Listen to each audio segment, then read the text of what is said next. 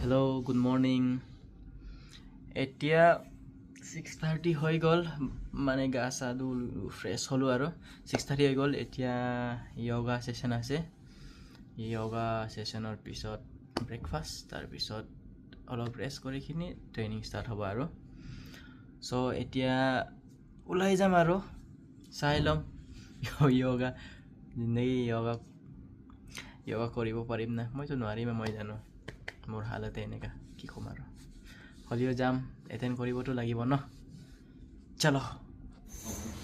So, sir, this is syllabus. Yoga 6:30ৰ পৰা 7:30লৈকে য়োগা আছিলে। 4, 3, 2. And stretch up and exhale. Hold it. Big toe down. Okay, 2. এইটো য়োগা কৰোঁতে বহুতজনে difficulty পাইছিলে কৰিবলৈ, ইমানজন কৰিব নোৱাৰিলে। এতিয়া ব্ৰেকফাষ্ট খাব যাম।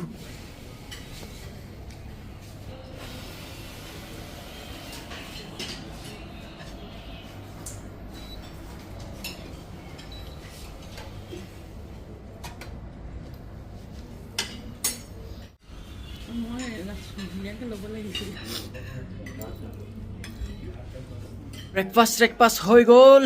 এতিয়া 9:15ৰ পৰা ট্ৰেইনিং ষ্টাৰ্ট হ'ব কৈছে। আৰাম কৰিলোঁ অলপ, এতিয়া ওলাম আৰু। ৰেডি হৈ গ'ল, এতিয়া ট্ৰেইনিং কাৰণে ওলাম আৰু। চবৰ নিজৰ নিজৰ নেম প্লেট আছিলে তাত। ট্ৰেইনিং ষ্টাৰ্ট কৰাৰ আগতে নিজৰ ইণ্ট্ৰডাকশ্যন দিলোঁ। মই মেটেৰিয়েলছ ডিপাৰ্টমেণ্ট বুলি যাম। বৰা ছাৰে আমাক বহুত বস্তু শিকালে। ফাইনেন্সিয়েলি কেনেকৈ ইণ্ডিপেণ্ডেণ্ট হ'ব, কেনেকৈ প্লেনিং কৰিব লাগে, সেইটো চব শিকালে। বহুত বস্তু শিকালে, আমি বহুত শিকিলোঁ। তাৰপিছত ইয়াৰ পিছত আমি টি ব্ৰেক ল'লোঁ। টি ব্ৰেক হোৱাৰ লগে লগে আমাৰ এক্টিভিটি ছেশ্যন ষ্টাৰ্ট হ'ল। এক্টিভিটি ছেশ্যনত এইটো শিকালে যে আমি আনক কেনেকৈ ইণ্টাৰেক্ট কৰিব পাৰিম, আৰু বহুত ভেলুৱেবল লাইফ ভেলুজ দিলে আমাক, আৰু আমি বহুত শিকিলোঁ।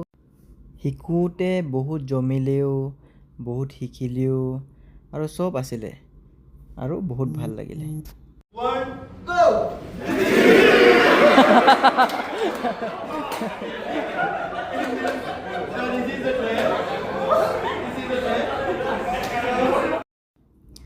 এক্টিভিটি ছেশ্যনৰ পিছত আমাৰ লাঞ্চ ৰেডি হৈছিলে। সেইটোকে লাঞ্চটোৱে খাব গৈছিলোঁ আৰু, অকল খোৱা বোৱা ধান্দাতে আৰু।